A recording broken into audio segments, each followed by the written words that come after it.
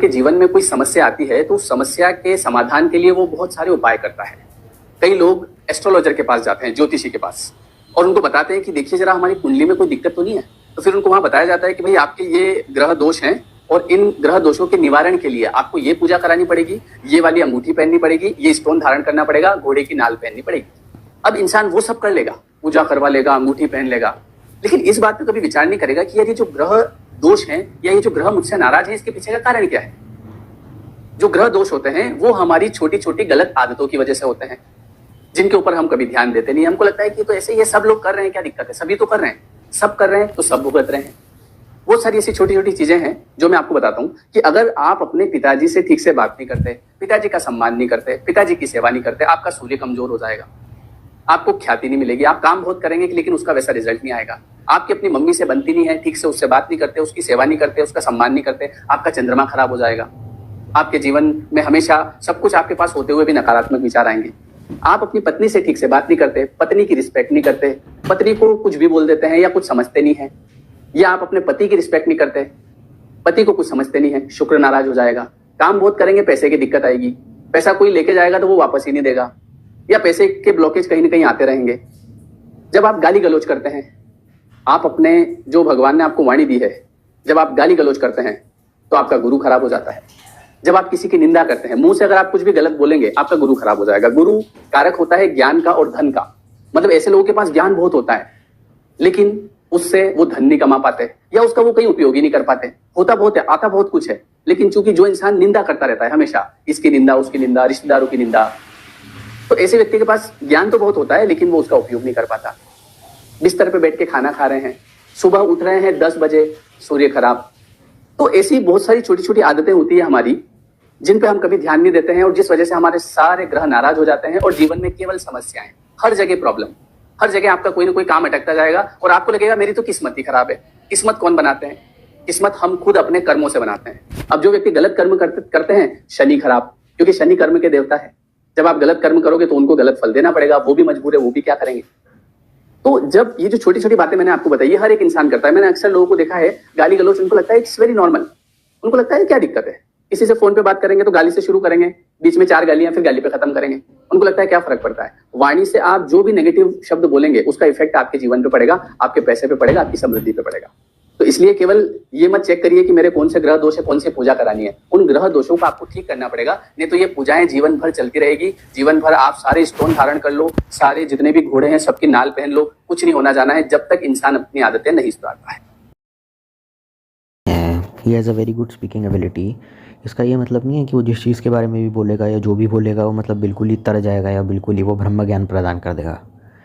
कोई उस alpha mail से कभी पूछता ही नहीं कि एक आप हैं, ठीक है, आपका यूट्यूब चैनल है, जाहिर सी बात है उसका काम है चीज़ों के ऊपर अपना ओपिनियन देना। अब किसी भी चीज़ के ऊपर ओपिनियन वो दे सकता है, लेकिन जस्ट बिकॉज उसका ओपिनियन 90% सही होता है तो ऑडियंस पता है क्या करती है, 100% उसके ओपिनियन को सही मान लेती है।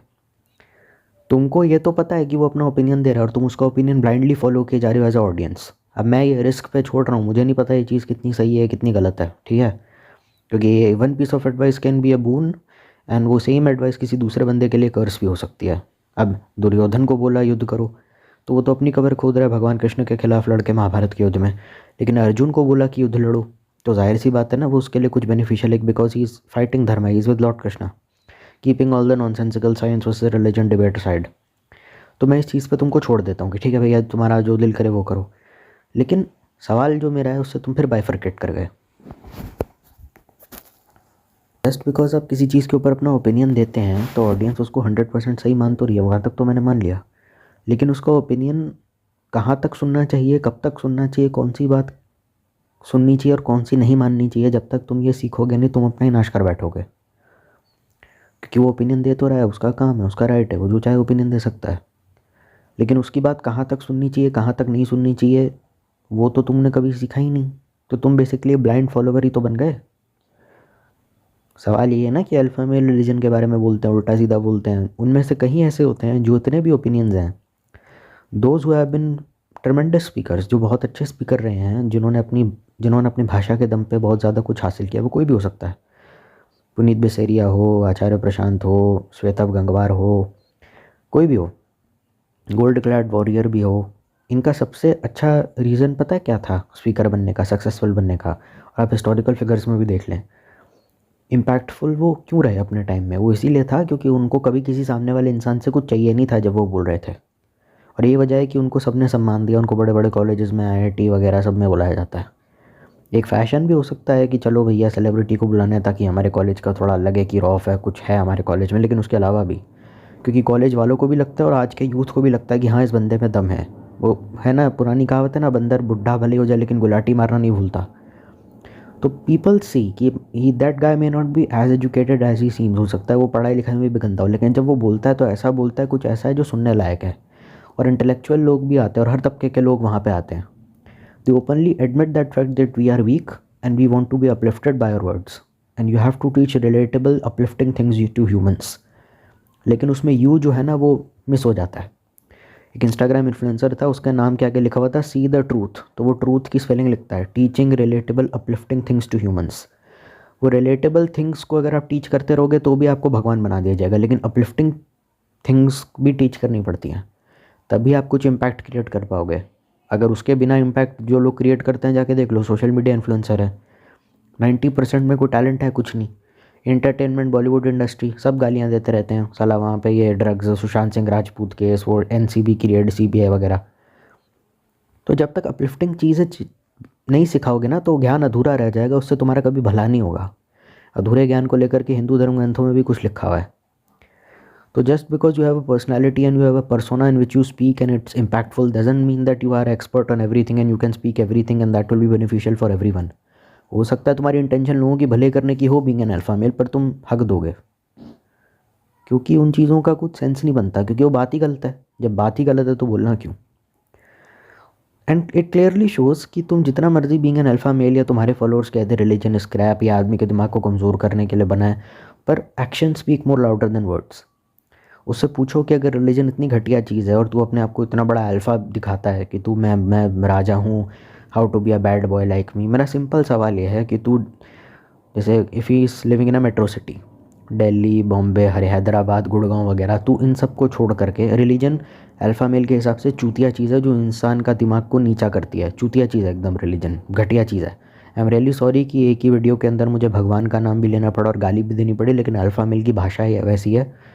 सॉरी, मतलब मैंने इस वीडियो में कृष्णा भी बोला है तो एडवांस में कृष्ण भक्तों को सॉरी, या जो भी लोग रामायण पढ़ते हैं सॉरी। ये कहता है अल्फ़ा में रिलीजन एकदम चूतिया चीज़ है। मैंने कहा ठीक है मान लिया।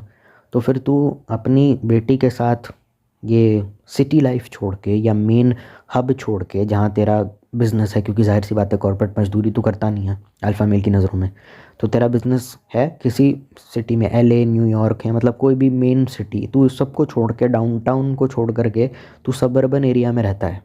ठीक है, अब ये मत पूछना सबर्बन एरिया क्या होता है, बेसिकली आउटस्कर्ट्स में रहता है।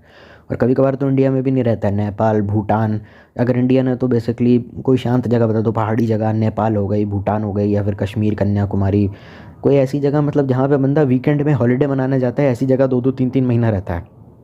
ठीक है, रिलीजन चूतिया चीज़ है, इसने खुद बोला है, कीपिंग इन माइंड। ये खुद भी वहाँ रहता है और अपने बच्चों को भी वहाँ रखता है, कीपिंग इन माइंड कि इसका खुद का बिजनेस जो है वो मेन सिटी के अंदर ही है। मैं मेन सिटी के लिए यहाँ पे मैं बॉम्बे ले लेता हूँ ताकि लोग रिलेट कर पाए। तो बॉम्बे में रहता है, बॉम्बे में काम करता है, लेट सपोज इसका वहाँ पे कोई बिज़नेस है, तो बम्बई छोड़ के ये अपना अलग रह रहा है। क्यों? क्योंकि इसको ब्रेक चाहिए अपनी नॉर्मल हेक्टिक रूटीन लाइफ से, क्योंकि बिज़नेस बिल्ड किया ना सो ने। तो मैंने कहा ठीक है भाई तेरे को चाहिए, अब 2-2, 3-3 महीना वहाँ रह के आता है, ब्रेक भी लेता है वहाँ पे। मैंने कहा ठीक है भाई रह ले, अपने बच्चों को भी वही रखता है। फिर ये जाता है मोनेस्ट्री में, मोनेस्ट्री में योगा करता है, मेडिटेशन करता है, क्योंकि रिलीजन चूतिया चीज़ है तो योगा भी करते हैं भाई साहब और मेडिटेशन भी करते हैं। वो अलग बात है, रिलीजन चूतिया चीज़ है और मोनेस्ट्री में भी जाते हैं, रिलीजन चूतिया चीज़ है अकॉर्डिंग टू हिम। और वहाँ पे ये रह करके आते हैं, जैन मास्टर्स के पास बैठते हैं, उनसे योगा की टेक्निक सीखते हैं, मोनेस्ट्री से इनको निकाल भी दिया जाता है, फिर वापस से मोनेस्ट्री में इनको एक्सेप्टेंस मिलती है।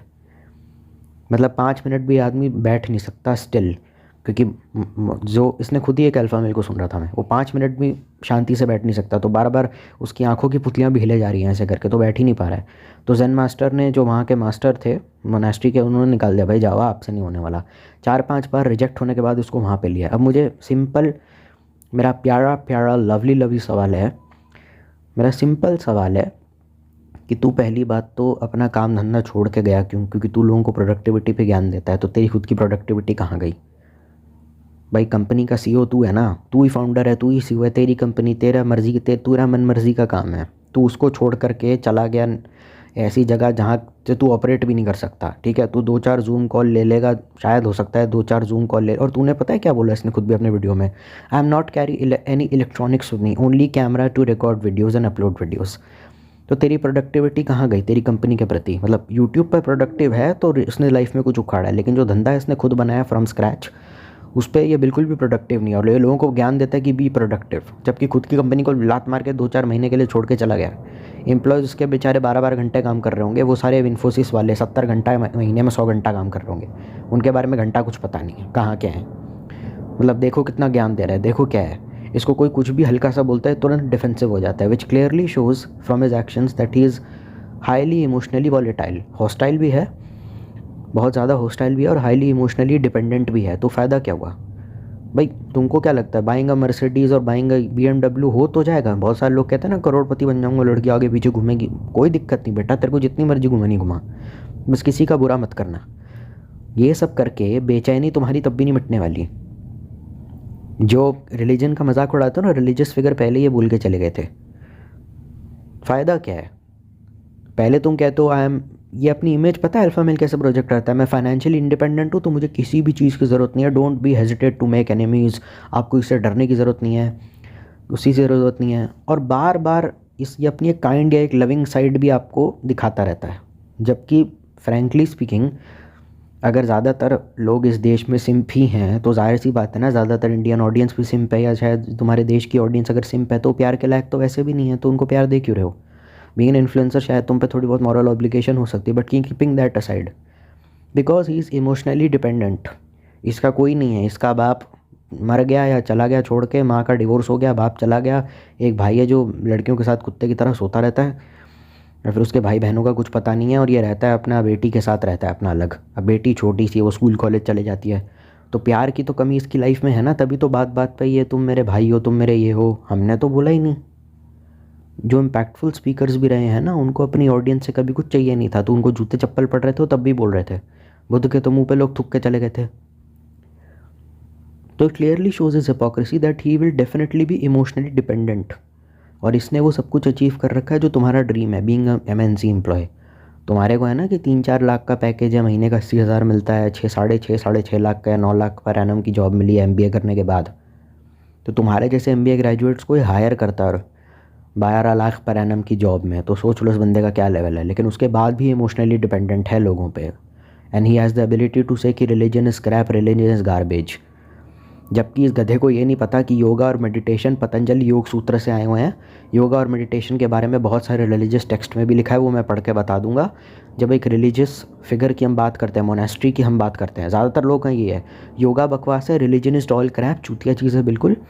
हाँ सब बकवास है, गीता रामायण महाभारत कुरान सब बकवास है, वो अलग बात है। यहाँ पे कोई मोनेस्ट्री है क्या, रिलीजियस सेंटर है क्या, वहाँ जाके प्राणायाम सीखना है? योगा के बारे में नहीं लिखा क्या? फिज़िकल एजुकेशन में योगा के ऊपर इतने सारे चैप्टर्स हैं। हाँ, भारतीय इतिहास सारा संतों का है, तो सारा इतिहास को भारत के उठा के आग लगा दें।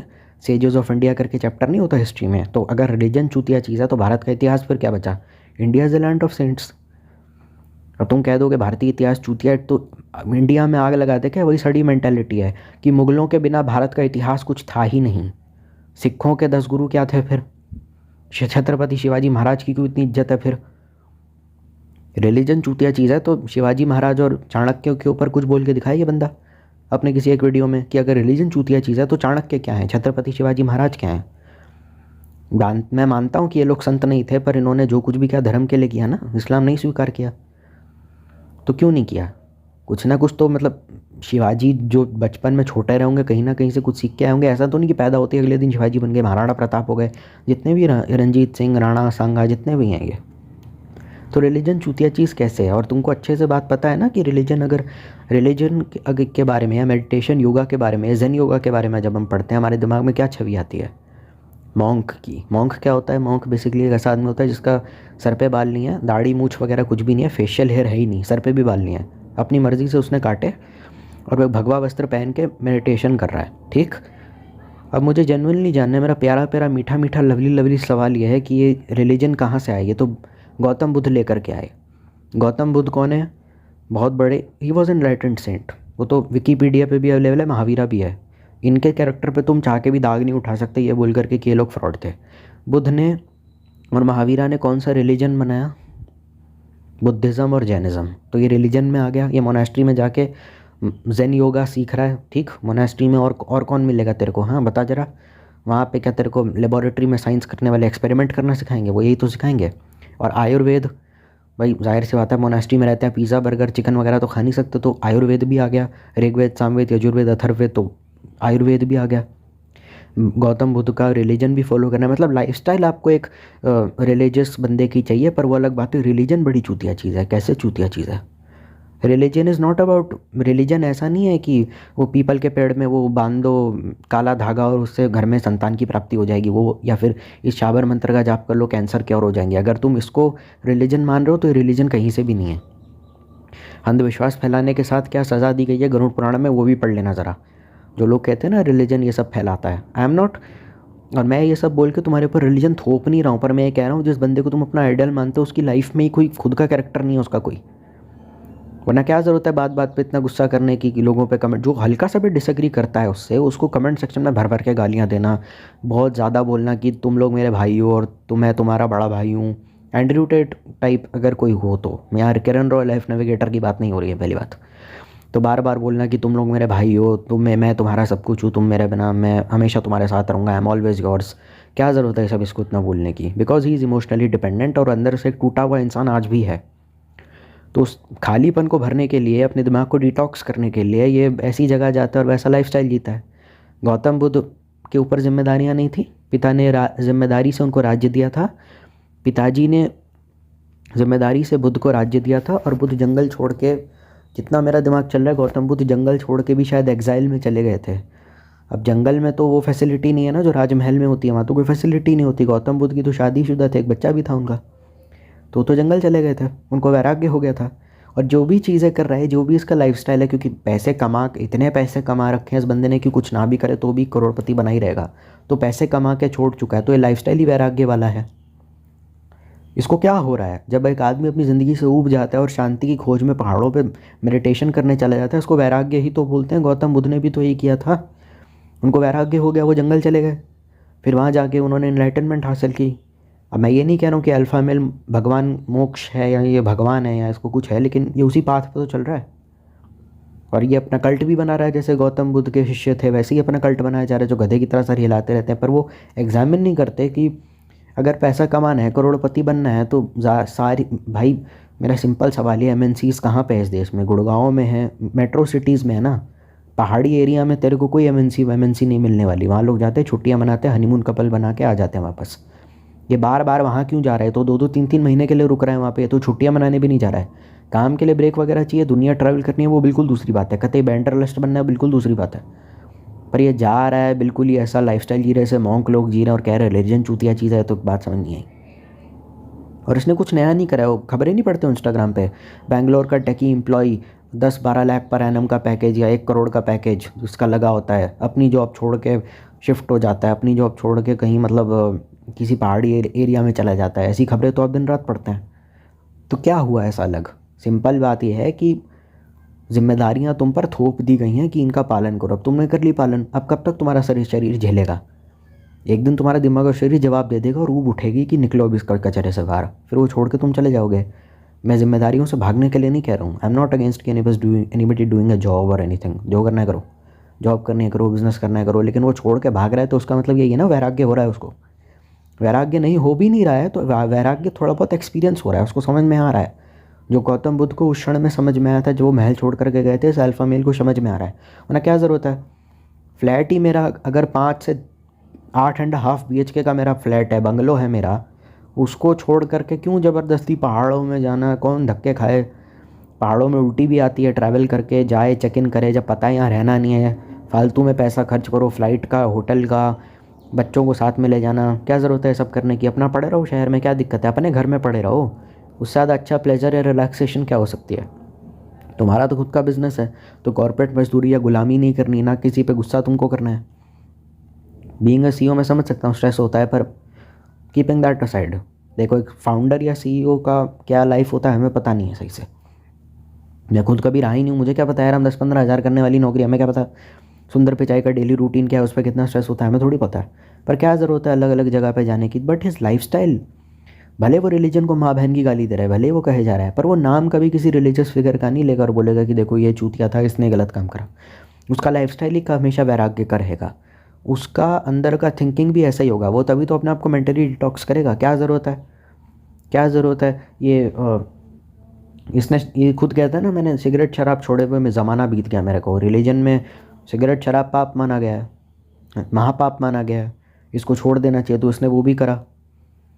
रिलीजियस फिगर, अब ये जाएगा वहाँ पे, उसके बारे में तो लिखा ही है ना। आप किसी भी किसी भी बंदे ने जिसने एमएससी या फिर एमएड या एमपीएचईडी कर की, मतलब फिज़िकल एजुकेशन में मास्टर्स की डिग्री करी हो, उससे बात कर लेना। उसने साफ लिखा है, योगा और मेडिटेशन करके चैप्टर आता है, उसमें लिखा हुआ है समाधि। योगा के 8 स्टेजेस होते हैं, उसमें समाधि भी एक स्टेज होता है। हमने भी फिज़िकल एजुकेशन पढ़ी है, उसमें था, तो उसमें हम कैसे कह सकते हैं कि रिलीजन चूतिया चीज़ है। Just because a person is intellectual और उसको इंटरनेट पर बोलना अच्छा लगता है, इसका मतलब ये नहीं कि गधे की तरह उसकी सारी बातें सुनते रहो। भाई तू तो अल्फ़ा मेल है, तू तो खुद कहता है ना पैसे कमाओ ज़िंदगी में, लाइफ के ऐश ही ऐश है, तो तू अपनी ऑडियंस पे इतना इमोशनली डिपेंडेंट क्यों है? क्योंकि इसको अपने माँ से, इसको इसकी बाप से नहीं बनी, इसकी माँ मर गई, मतलब इसकी माँ मर गई होगी, इसकी माँ मर गई, या फिर इसका डिवोर्स हो गया, या इसके बाप से इसकी बनती नहीं, तो कहीं ना कहीं भरपाई तो करनी पड़ेगी ना। तो इसीलिए ऑडियंस पे इमोशनली डिपेंडेंट हो जाओ एंड एक्ट टफ। पर वो टफ एक्ट करने से क्या होगा? कब तक एक्टिंग करते रहोगे? और ये सब करोड़ों रुपए कमा के बेचैनी मिट गई इसकी, घूम फिर के तो जंगल में जा रहा है, घूम फिर के पहाड़ी इलाके में रह रहा है। बेहतर ये नहीं होता कि डायरेक्टली पहाड़ी इलाके में शिफ्ट होकर के वहीं अपना घर बना लेता? वो पैशन फॉलो करना था, काम करना था, रिसोर्सेज थे। अच्छा ओहो, मतलब जितने भी लोग पहाड़ी इलाके में रहते हैं वो सब गरीब हैं, सब भीख मांगते हैं, वो एकदम गंदे हैं। तुम शहर के हो, मेट्रो सिटी में पले बड़े हो, इसलिए तुम्हारे पास सारी फैसिलिटीज़ है। गांव खेड़ा है, गंदे गवार अनपढ़ लोग, सालों पे कुछ होता नहीं है। ये घटिया थिंकिंग आज से 1920 में चल जाती थी, अब नहीं चलती है। बताओ ना क्या ये क्या मौत आई पड़ी है? जितने भी हैं, जितने भी घूम रहे तुर्रम खां रिलीजन को गाली देने वाले, क्या ज़रूरत है इनको बार बार मनाली ऋषिकेश में जाके राफ्टिंग वाफ्टिंग करने की? क्या ज़रूरत है? वहीं यहीं पड़े रहो ना अपने दिल्ली में। फालतू में छुट्टी लोगे, वापस काम रिज्यूम करोगे, ऑफिस में जाओगे, वर्कलोड बढ़ जाएगा, हो सकता है सैलरी में से कुछ पैसे भी कट जाएंगे, दोस्तों के साथ ज़िंदगी ना मिलेगी दोबारा, करने का क्या मज़ा है? या सोलो ट्रिप मारने का, बाइकर बनने का, लद्दाख जाने का क्या मन करता है? तुमको और क्या दिखेगा लद्दाख में? वहाँ पे लोग साले क्या तुम्हारी तरह बैठ के कंपनी की ग्रोथ डिस्कस करेंगे, पीपीटी बनाएंगे वहाँ के लोग? क्या ज़रूरत है? और तुमको ये नहीं पता क्या कि पहाड़ी इलाके में या फिर आउटस्कर्ट्स में जितनी भी जगह होती हैं वहाँ कितने धार्मिक स्थान या रिलीजियस प्लेसेस होते हैं?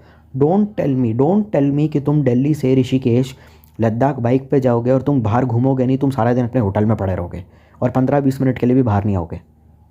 डोंट टेल मी कि तुम पहाड़ी इलाके में जाओगे या किसी आइसोलेटेड एरिया में जाओगे known for its nature and beauty की, और वहाँ तुम जाके घूमोगे भी नहीं, तुम सारा दिन होटल में पड़े रहोगे। अगर ये साड़ा हुआ एक्सक्यूज़ मुझे देना है तो मत दो। और याद रखना, इन सब जगहों पर ज़्यादातर जगह जो रिलीजियस प्लेसेस ही होती हैं, मंदिर ही तो होते हैं।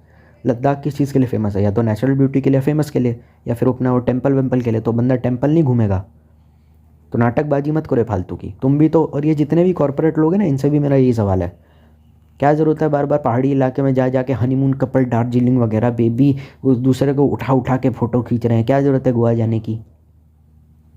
गोवा का समझ में आता है, तो गांजा वांजा मिल जाता है, चलो ठीक है, रेव पार्टियाँ होती हैं, बैचलर पार्टी, सेक्स होती है। थाईलैंड का भी समझ में आता है।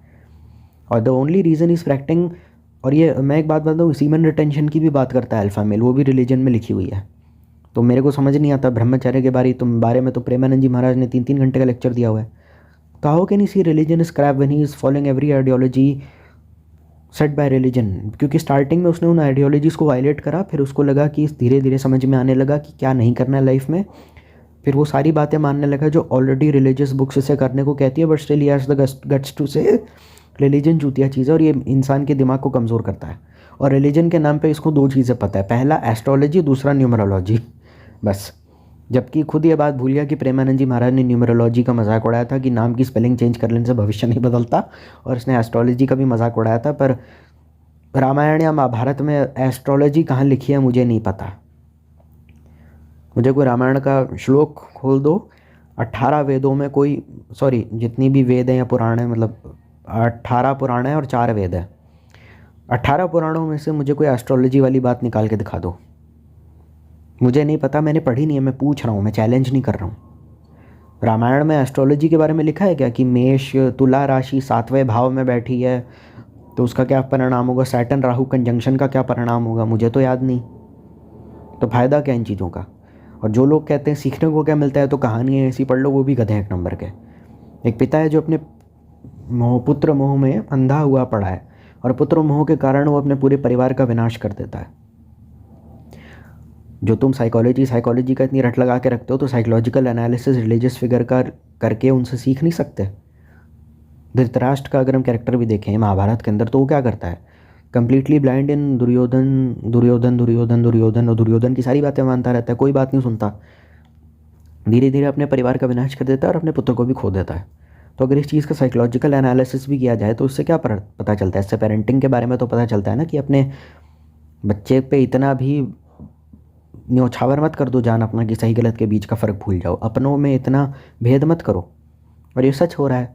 ये जो लड़के आजकल के, इतनी जनरेशन आजकल की रंडी रोना करती रहती है कि प्राइवेसी नहीं मिलती, वी नीड प्राइवेट स्पेस, वो क्यों है? क्योंकि उन्हें अच्छे से पता है कि हमारे माँ बाप सब कुछ समझ लेंगे पर हमें नहीं समझ पाएंगे, हमारी बात नहीं समझ पाएंगे, तो इसीलिए तो ये सब बोलते रहते हैं। धृतराष्ट्र के कैरेक्टर से आपको ये देखने को मिलता है। साइकोलॉजिकल एनालिसिस करो, जो फिगर तुम्हारे सामने खड़ी है बस वही है रिलीजन असली। ये सवाल पूछना बंद कर दो कि भगवान हवा में कैसे उड़ गया, सुदर्शन चक्र हाथ में कैसे आ गया, वो सब चीज़ों का जवाब मेरे पास नहीं है। उनका जवाब अगर चाहिए तो किसी रामभद्राचार्य जी के पास चले जाओ कि मठ के महाधीश के पास जाओ। मैं रिलीजियस फिगर नहीं हूँ, पर इतनी अकल तो होनी चाहिए। That state dumbness. और अगर औरतें इतनी गंदी हैं तो तूने शादी क्यों करी और अपने बच्चों को जन्म ही क्यों दिया? अगर तेरे को इतनी ज़्यादा औरतें बेकार लगती हैं तो उसका जवाब भी इसने कभी सही से नहीं दिया, क्लियरली नहीं दिया। और छोड़ना ही था, अगर एंटी मैरिज थे तो चलो तुमने शादी करी और उसको प्रेग्नेंट कर दिया और उसको बेसहारा छोड़ दिया और उसकी ज़िंदगी भर बर्बाद कर दी। कितने पैसे बंदा एल्यूमिनाई में दे रहा है कुछ पता नहीं है। करोड़पति है तो करोड़पति को ऐसी लड़की जाने देगी? एल्यूमिनाई में कितने करोड़ों रुपए भर रहा है इसको कोई आइडिया नहीं है। और बच्चों की कस्टडी के लिए कितने हाथ पाँव उसने मारे। पैसे इसने भले ही कमा रखे हैं पर अपने निजी जीवन में एकदम असफल आदमी है। और आध्यात्मिक गुरु ये पहले ही बोल के चले गए थे। बहुत मुश्किल होगा तुम्हारी जनरेशन के लिए मानना कि कोई आदमी उद्योगपति है, धनपति है, करोड़पति है, लंबी लिमोजीन से उतर रहा है, लेकिन तुम्हारे लिए माना ही नहीं जाएगा कि ज़िंदगी में सफल आदमी है। कितना फ़ायदा क्या 20 करोड़ रुपए महीने का कमा करके या 20 लाख कमा करके, जब पत्नी कह रही है मुझे महीने का 2 लाख का या 20 लाख की एलिमनाई दे दो या महीने का 10 लाख का एलिमनाई दो। इसने कभी बोला अपनी वाइफ से माफ़ी मांगी कि देखो मेरे से गलती हो गई, मैंने भले ही तुम्हारा फ़ायदा उठा करके 4 साल में 2 बच्चे पैदा कर दिए, या फिर मैंने भले ही तुम्हारा फ़ायदा उठा करके 5 साल में बच्चे को जन्म दे दिया, आई एम सॉरी। इसने कभी भी किसी औरत से माफ़ी मांगी? क्रिश्चियन टेट ने साफ बोला मैं कम से कम हफ्ते में कम से कम 2 लड़कियों के साथ सोता हूँ। एंड्रयू टेट से पता नहीं, आई एम नॉट श्योर, मैं बहुत सारी लड़कियों के साथ सोता हूँ। तो उन औरतों से कभी माफ़ी मांगी फ़ोन करके? इतनी औरतों के साथ सोया है, कभी ना कभी किसने बोला ही तो होगा ना, let's get married, let's move on. सारी रंडियाँ घूम रही है बाहर तेरे पास हैं, सारी रंडियाँ घूम रही हैं। या तो अगर ये बात घोषित कर दी जाए कि दिल्ली, बॉम्बे, पुणे, गुड़गांव, बेंगलोर, हैदराबाद और मुंबई, महाराष्ट्र, यहाँ की सारी लड़कियाँ एकदम कैरेक्टरलेस हैं, अगर ये बात तुम क्लेम करते हो तो बहुत बड़ा क्लेम है और उसको प्रूफ करने में सारी लड़कियाँ यहाँ की एकदम कैरेक्टरलेस हैं, तो फिर in that case I rest my case. तुम 100 लड़कियों के साथ सोए हो, 450 से भी ऊपर लड़कियों के साथ सोए हो। इसने क्या कहा कि मैं 450 हर हफ्ते मेरा बॉडी काउंट कम से कम 750 से ऊपर है। और ये बात खुद इसको शर्म नहीं आती लोगों को ज्ञान देते हुए। इसकी ऑडियंस पता है क्या कहती है? 10th जब ये लड़कियों को हाई बॉडी काउंट के लिए गालियाँ देता है, जबकि इसका खुद का बॉडी काउंट 750 से ऊपर है, तो औरतों को कैसे गालियाँ दे रहा है हाई बॉडी काउंट के लिए? शर्म इसको आनी चाहिए कि दूसरों के शरीर को और दूसरों के घर की बहन बेटियों को तूने क्या समझा हुआ है कि चोद के छोड़ देगा। उनमें से आज तक किसी ने बोला तेरे को कि मेरे से शादी कर लो, मुझसे प्यार कर लो? कभी इसने कुछ नहीं बोला। ठीक है, मैं मानता हूँ तेरा एक लड़की प्यार में काट के चली गई और तू प्ले बॉय बन गया, लेकिन how dare you play with somebody else feelings? इतनी अकल तुझे 15-20 सालों में, 35 सालों में आई ही नहीं, और किसी लड़की ने तुझे कभी कहा ही नहीं कि ठीक है यार, we have be dating for some time, चल शादी कर लेते हैं। सारी लड़कियाँ रंडी घूम रही हैं क्या दिल्ली में? तुम अगर ये क्लेम करते हो बीइंग एन ऑडियंस, तो पहली बात ये क्लेम बहुत बड़ा है और प्रूफ करने में दिक्कत होगी। मानता हूँ लड़कियों को पैसा चाहिए होता है, लेकिन कमिटमेंट भी चाहिए होती है। लड़का हो या लड़की हो क्या फ़र्क पड़ता है? और मैं डेटिंग एडवाइस या औरतों के कैरेक्टर पे जो तुम कहते हो ना, तो सड़ा हुआ कमेंट आ जाता है, first hand Mercedes better than 10th hand, और 10th hand Mercedes is better than first hand Alto. उसका मतलब क्या है, हाई बॉडी काउंट वाली लड़की नहीं चाहिए, क्योंकि उसके अंदर अगर अच्छे मैनर्स होते तो शादी से पहले सेक्स नहीं करती। और जो कह रही है कि बॉडी काउंट डजेंट मैटर, ये खुद इसका 10 से 15 20 बॉडी काउंट होगा। चलो ठीक है, मान लिया, बीइंग एन ऑडियंस तुम कह रहे हो, मान लिया। पर जो अल्फ़ा मेल तुमको इस चीज़ के ऊपर ज्ञान दे रहा है ना, उसका खुद का बॉडी काउंट कम से कम 750 से ऊपर है। और ये सीमन रिटेंशन इसलिए नहीं प्रैक्टिस कर रहा है क्योंकि इसको बहुत ब्रह्मचर्य का ज्ञान है, या फिर इसलिए क्योंकि बॉडी के लिए इसको तकलीफ़ है, कुछ नहीं। इसका शरीर इसका साथ छोड़ रहा है और कुछ नहीं। हाँ, तो उम्र हो गई है ना, 47 साल का आदमी है, यू आर 47, यू आर 37, तुमको सच में लगता है तुम्हारी बॉडी के अंदर इतनी एनर्जी होगी जितनी पहले थी? जिम जाने से टेस्टोस्टेरॉन बढ़ता है, मैं समझ सकता हूँ, लेकिन इनफर्टिलिटी नाम की चीज़ भी होती है। इनफिडेलिटी एंड इनफर्टिलिटी नाम की चीज़ भी होती है। और जब तुम बोलते हो ना नो स्ट्रिंग्स अटैच्ड है, शादी तो कम हो ही रही है, उल्टा हो रहा है। शादी तो ख़त्म ही होती जा रही है, लोग शादी करने से मना कर रहे हैं, लेकिन कैजुअल सेक्स है, नो स्ट्रिंग्स अटैच बढ़ता चला जा रहा है। और कोई पूछ भी नहीं रहा है इस आदमी से कि ये खुद मेल बेस्ट फ्रेंड है, ये उसने सारी हरकतें इसकी हैं। इतनी सारी लड़कियों के साथ तू सोया है, उनमें से कितनी मैरिड होंगी, कितनी डिवोर्स्ड होंगी, कितनी कमिटेड होंगी, उनमें से कुछ ऐसी भी हो सकती है जो मैरिड विद किड्स हो सकता है कुछ उनमें से प्रेग्नेंट भी हो सकता है तेरा खुद का नाजायज़ बच्चा हो जो कहीं घूम रहा हो, कॉन्डम फट गया हो। तो फिर नो स्ट्रिंग्स अटैच वाली चीज़ ख़त्म होती चली जा रही है, लेकिन कैजुअल सेक्स लगातार बढ़ता जा रहा है। मतलब शादी को लोग गालियाँ दे रहे हैं, लेकिन नो स्ट्रिंग्स अटैच बढ़ता जा रहा है, कैजुअल सेक्स बढ़ता जा रहा है, open relationship, open marriage, infidelity, infertility. क्योंकि तुमने तो लड़की के साथ सो गए, बाद में तुमको पता चला लड़की का बॉयफ्रेंड है, और उसको बॉयफ्रेंड को पता चल गया, वो आके उसकी, अब वो तुम्हारी गांड मार रहा है ऑफिस में। मेरे दोस्त के साथ हुआ ही है, उसका नाम है यशवंत, मैं मिला था उससे। उसने मुझे बोला, मैरिड गर्ल विद किड, जो जिसका बच्चा 6 साल का, try to hit on me, उसने बोला मुझे।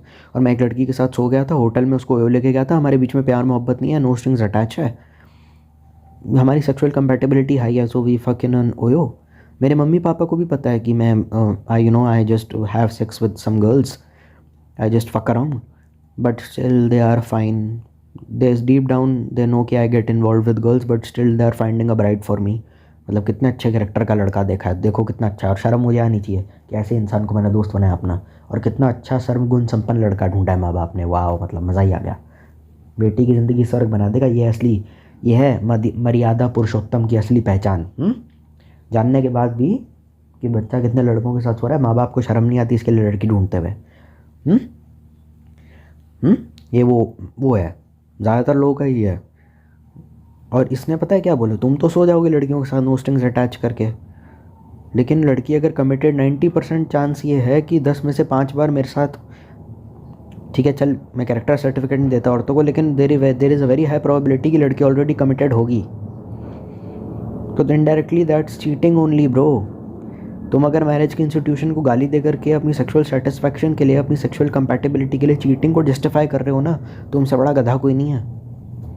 याद रखना, जिस तरीके से तुम माइंडलेसली लोगों के साथ सो रहे हो ना, और इसको जस्टिफाई कर नो स्ट्रिंग्स अटैच के साथ, तेरी बहन के साथ भी कोई भगवान ना करे अगर करके चला जाए ये सब चीज़ें, तुझे पता लगेगा तो तू क्या बोलेगा, कोई बात नहीं जी, हो जाता है। क्या हो जाता है?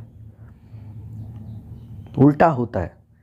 10 में से 9 बार ऐसा होता है कि तुम जिसके साथ सो रहे हो, cheating is very common this days in both sexes, तुम जिसके साथ सो रहे हो, नो स्ट्रिंग्स अटैच्ड है, हार्मोन के बहकावे में आके तुम ओयो चले गए, तुमको उससे प्यार। कितने ही ऐसे लोग होते हैं, सेक्सुअल कंपैटिबिलिटी हाई है। मेरा दोस्त, उसने पता है क्या बोला, मेरे को रंडी से ही प्यार हो गया, मैंने अपने घर में प्रोस्टिट्यूट बुलाई, मैं उसके साथ सोया, मेरी दिक्कत यह, मुझे उसी से ही प्यार हो गया। क्योंकि जिस तरीके से वो बात कर रही थी, हमारी सेक्सुअल कंपैटिबिलिटी इतनी ज़्यादा हाई थी, और कंपैटिबिलिटी भी इतनी ज़्यादा हाई थी। अभी दिक्कत क्या है कि प्रोस्टिट्यूशन तुम करने लग जाओगे, फ्लैट में रशियन बुला लोगे, तो मैरिज खत्म होती जा रही है, लेकिन ये चीज़ें लगातार बढ़ती चली जा रही हैं। श्वेतव गंगवार ने तो अपना सर पीट लिया था जब एक लड़की ने बोला था पॉडकास्ट में, what's the point of being in a relationship. जबकि Shwetav Gangwar as a clinical psychologist, BSc in clinical psychology from MIT university Gurgaon, उसने तो सर ही पीट लिया था अपने, क्या बकवास चल रही है। देखो, करनी शादी या नहीं करनी शादी वो तुम्हारे ऊपर है। मैं किसी को खुश करने के लिए मैरिज जैसे इंस्टीट्यूशन को गाली नहीं दे सकता, just because you want me to. मुझे कोई डर वर नहीं है, करनी है शादी करो, नहीं करनी मत करो। मैं रिलेशनशिप काउंसलिंग करने नहीं बैठा यहाँ किसी की कि मैंने ऐसे क्या पाप कर दिए थे कि प्रीतम ने मुझे छोड़ दिया, मैंने ऐसी क्या गलती करी थी कि 5 साल के रिलेशनशिप के बाद शालू की लाइफ में कोई और आ गया और उसने मुझे छोड़ दिया। इन सब बातों का जवाब मेरे पास नहीं है, सॉरी। और ये सब चीज़ें, और पहली बात तो ये किसी भी इंसान जो इंटरनेट पे अपने आप को सेल्फ प्रोक्लेम्ड फीमेल साइकोलॉजिस्ट या अल्फा मेल क्लेम कर रहा है, जस्ट बिकॉज अपनी लाइफ में जो भी इंस्टेंसेस हैं अपनी ज़िंदगी के ख़राब अनुभवों को बता करके उनका निचोड़ से तुमको आके ज्ञान देता है, तो उसकी लाइफ में क्या क्या गलत हुआ उसके बेसिस पे तुमको ज्ञान दे रहा है, ठीक, अपने एक्सपीरियंसेस का इस्तेमाल करके, अपनी जनरल ऑब्जर्वेशन बता करके। That's not a psychiatric treatment first of all, that's not a medical treatment first of all, that's not a treatment to be honest. अपने एक्सपीरियंसेस के दम पे जो तुमने नॉलेज हासिल किया उसको ऑडियंस तक शेयर करना इज़ नॉट अ साइकेट्रिक और अ मेडिकल हेल्प और a treatment, it's not a psychiatric evaluation as well. He is practising being a doctor without a degree of a doctor. तो ये कहाँ से कौन सी साइकोलॉजी है मेरी समझ में नहीं आता है, मेरे को आज तक ये चीज़ क्लियर नहीं हुई। काउंसलिंग वगैरह ठीक है वो हो जाता है, लेकिन उसके लिए भी आपको कुछ बैकग्राउंड चाहिए मेडिकल। और ये इसीलिए है क्योंकि देश में थेरेपियाँ महंगी हो गई हैं इतनी, 5-5 हज़ार रुपये अगर थेरेपी का तुम रेट रखोगे और ये बोलोगे बीइंग अ डॉक्टर कितनी मेहनत लगती है, बीइंग अ डॉक्टर मेहनत लगती है समझ में आता है, लेकिन इसका ये मतलब नहीं कि तुमने तो बिल्कुल हमें दुबई का शेख समझा हुआ है कि पेशेंट को मुंह पे पैसा फेंक दो, बिल्कुल ही डॉक्टर के मुंह पे ले 5 लाख। कमाई ही धेले भर की नहीं है लोगों की, कहाँ से लाएंगे 5 हज़ार, मंदिर नहीं जाता कोई थेरेपी भी क्या जाएगा। और वो यूट्यूब वाला तो फ्री का ही है, तो उससे फ्री का ज्ञान ले लो, सुनते रहो। भाई मैं जॉनी सिंस के मुंह से और मियाँ खलीफा के, अगर सवाल ये है ना बीइंग अ मेल कि मैं मियाँ खलीफा के मुंह से डेटिंग एडवाइस कभी नहीं मानूंगा क्योंकि बिकॉज शी यूजेस मर्दों की बॉडी को कुत्ते की तरह इस्तेमाल करके माइंडलेसली मर्दों के साथ सोती है, she fucks with people in order to make a living, तो मैं जॉनी सिंस से भी कभी एडवाइस नहीं लूँगा कि औरत को कैसे रखते हैं, डेटिंग एडवाइस हो या रिलेशनशिप एडवाइस हो, मैं जॉनी सिंस से कभी नहीं लूँगा क्योंकि दोनों का ही बॉडी काउंट 1000 है। मियाँ खलीफा की शादी तो फिर भी जॉनी सिंस से हो जाएगी, जॉनी सिंस की शादी मियाँ खलीफा से हो जाएगी। एज अ ऑडियंस मैं अपने आप को किससे एसोसिएट करना चाहता हूँ वो बात है। जॉनी सिंस अगर ये मुझे बोल दे मैंने सेक्स करना छोड़ दिया है, मैंने सिगरेट शराब पीनी बंद कर दिया है, अब मैं आपको डेटिंग एडवाइस लेता हूँ, मैं नहीं लूँगा बिकॉज वो खुद एक 10th हैंड फरारी है। मैं लूँगा तो अपने बाप से लूँगा ना, या अपने किसी मतलब ठीक है चलो पिताजी बूमर हो गए चलो मान लिया, किसी और से ले लूँगा। मैं तो फर्स्ट हैंड नैनो से लूँगा ना, मैं 10th हैंड मर्सिडीज़ से क्यों लूँगा। मर्द हो 10th हैंड मर्सिडीज़ हो करके 5 गधे मर्दों को ज्ञान दे रहा है जो फर्स्ट हैंड, जो शायद first second third fourth hand है, उनको ज्ञान दे रहा है बैठ करके कि कैसे औरतों से दूर रहो जिनका हाई बॉडी काउंट है, वो तुम्हारी ज़िंदगी बर्बाद कर सकते हो। खुद का बॉडी काउंट इसका क्या है, वो औरत हो करके हाई बॉडी काउंट के साथ ज़िंदगी बर्बाद कर सकते हैं तुम्हारी, अगर तुम उससे शादी करो तो। मैंने कहा ठीक है भाई, और तू हमारी ज़िंदगी कैसे बर्बाद कर रहा है, बॉडी काउंट हाई तो तेरा तेरा तो 450 से भी ज़्यादा बॉडी काउंट है। तूने कहा ना 370 या 350 तो मैं 10 साल पहले ही पार कर गया था, तो अभी तेरे से मैं एडवाइस क्यों ले, तेरा खुद का इतना हाई है। तू तो बच्ची कुची गृहस्थी में मानी आग लगा देगा। Because deep down inside Johnny Sins हो या मियाँ खलीफा, तुम डेटिंग एडवाइस किसी से भी लो, जॉनी सिंस मतलब एक ऐसा आदमी जिसका बॉडी काउंट आया है, मियाँ खलीफा से मेरा मतलब है एक ऐसी औरत जिसका बॉडी काउंट आया। They only view opposite sex as a sex object, और at end of the day उसने कुछ भी नहीं कमाया, क्योंकि इनडायरेक्टली अगर तुम गधे की तरह चिल्लाते रहोगे कि औरतें रांड है, घूम तुम्हारे दिमाग में फिर भी 24 घंटा औरतें ही रही हैं। बस एक डिसीजन बना लो, शादी नहीं करनी है, या अगर कोई तुम्हारे इमोशंस के साथ खेलने के लिए आए तो उसमें मुझे क्या करना है, उसके अलावा तुम्हारी लाइफ में इन अल्फा मेल्स का कोई काम नहीं है। पैसा वगैरह तो जैसे तैसे जिस फील्ड में बनाने हैं तुम जैसे तैसे बना ही लोगे, क्योंकि दिन रात अगर तुम्हें चिल्लाते रहोगे तुमको आदत पड़ जाएगी अल्फा मेल्स का कंटेंट देखने की। दिमाग में तो तुम्हारे औरतें ही घूम रही हैं, भले ही गाली देने के लिए घूम रही है, लेकिन आसक्ति तुम्हारी औरतों से नहीं छूटी ना, अटैचमेंट तुम्हारी औरतों से नहीं छूटी ना, तो फ़ायदा क्या, अल्फ़ा किस बात के हुए। दिमाग में अगर औरतें घूम ही रही हैं और औरतों को देख के गाली ही आ रही है मन में, वो बिल्कुल दूसरी बात है। लेकिन अपने आप को ये बोल देना मैंने सब मोह त्याग दिए और मैं बिल्कुल ही एकदम काम इंसान हूँ और मैं डरता नहीं किसी से, तो ये बोल देना बिल्कुल दूसरी बात है। बिकॉज जो डरा हुआ आदमी है वो अपने थॉट्स का, अपनी वीकनेसेस का, अपने इमोशंस का गुलाम नहीं होता है। तुम तो हो, तभी तो बार बार औरतों के दिमाग में तो औरतें ही घूम रही हैं। एक औरतों को देख के मुठ मार रहा है, एक औरतों को देख के बार बार गालियाँ दे रहा है, अब दोनों के दिमाग में औरतें घूम रही हैं। ये घुमावट या जो अंधा पागलपन है, extremes love and extreme hatred toward opposite sex को पहले ख़त्म करो, तब जाके अल्फ़ा बनोगे। अल्फ़ा मेल वही है जिसको जो अल्फ़ा, असली अल्फ़ा वो होता है जो नॉर्मल जॉब कर रहा होता है, नॉर्मल कर रहा होता है, ज़्यादा नहीं कमा रहा होता, और देखता है कि ये डेटिंग वेटिंग का कल्चर एकदम चुतिया पे, ये बहुत गंदा है, इसमें कुछ रखा नहीं है, I don't want to be a part of this mess, so I won't date. और वो उसकी उम्र कुछ ज़्यादा नहीं है, और हो सकता है शायद उसने अपनी लाइफ में पप्पी पप्पी को चुम्मा चाटी ना किया, बॉय स्कूल का पढ़ा होगा, मैकेनिकल इंजीनियर होगा। अगर वैसा नहीं भी है तो हो सकता है एक आधा उसका अफेयर हो, एक आधा ब्रेकअप भी उसका हो जाए, और या हो सकता है शायद वर्जिन ना हो, मुश्किल से बॉडी काउंट 1, ओनली 1, या शायद 1 भी नहीं, हो सकता है शायद मुट्ठी मारता हो, single all my life just like 90% of us. और वो कह देगा डेटिंग वेटिंग गंद फंद जो हम ऑफिसों में देखते हैं, एक्स्ट्रा मैरिटल अफेयर जो हम ऑफिसों में देखते हैं, हमें इन सब चक्करों में नहीं पड़ना। हम नॉर्मल सीधे साधे आदमी हैं, अपना खाते अपना कमाते अपने में खुश रहते हैं, सीमन अटेंशन प्रैक्टिस करेंगे, भजन कीर्तन करेंगे। भजन नहीं करना मतलब अपने आप को मेंटली डिटॉक्स रखेंगे। असली अल्फा मेल यही है, इसी के साथ रहो, इसी के साथ रहो, इसी के साथ बात करो। दारू सिगरेट वगैरह में हम उसका अल्फा, और वो ये थिंकिंग भी रखे कि दोस्ती यारी वगैरह में मुझे कुछ दिक्कत नहीं है, काम होगा तो मैं जैसे तैसे अपना खुद ही मैनेज कर लूँगा। I don't want to reduce my productivity in the name of friendship. पैसे वैसे तो मैं जैसे तैसे खुद पे मेहनत करके कमाई लूँगा, जिम जाता हूँ, सिगरेट शराब वगैरह मुझे पीनी नहीं है, अगर पी भी रहा हूँ तो छोड़ दूँगा। ये असली अल्फ़ा मेल है, और इसके अलावा कोई दूसरा अल्फ़ा मेल नहीं होता है।